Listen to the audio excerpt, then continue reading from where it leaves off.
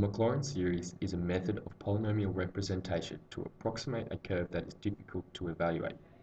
It is represented by this formula: function to the kth derivative of 0 multiplied by x to the power of k, all divided by k factorial.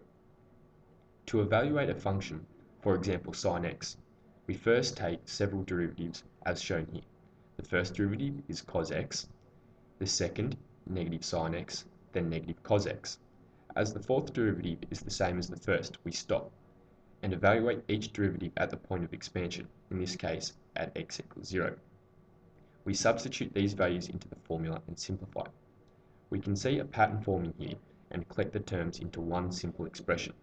We have obtained the Maclaurin series expansion for sin x, which is negative 1 to the n multiplied x to the 2n plus 1, all divided by 2n plus 1 factorial. This polynomial, to a high enough degree, will accurately represent a sine curve, and hence we can use this to evaluate values of sin x for all x. By a similar process, we can also evaluate cos x. When marking out the Tumut-Yucca tunnel, surveyors could never measure in a straight line due to the rugged nature of the mountains. Thus they took distances and calculated the angles between points they could measure. By breaking up each step into its easting and northern components using the following formulas, east equals x sine theta and north equals x cos theta, the total distance north and east could be calculated, and the resultant distance using Pythagorean theorem. The individual components can be more easily represented in this slide here. This slide shows a typical surveyor's workbook. You can see here the need to evaluate sine and cosine.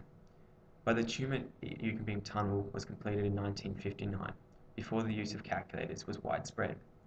Here they could use a logbook, where hundreds of values of sine and cos had been evaluated using the Maclaurin series.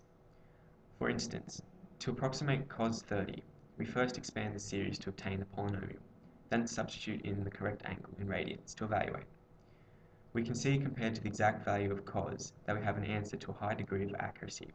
Similarly, the remaining values can be computed and the total distance of the tunnel measured. This final slide represents the total easting and northings, with the hypotenuse, the line of the tunnel, being calculated using Pythagoras' theorem. We can also find the angle by taking the tan inverse. Please note that these distances are for demonstrative purposes only. Today, the Snowy Mountain scheme has transformed a nation once often crippled by drought. The irrigation area available is the food bowl of the nation. It provides water to millions and a clean source of peak load power. In short, Australia would not be the same without the Snowy Mountain scheme or the ability to evaluate cos and sin x.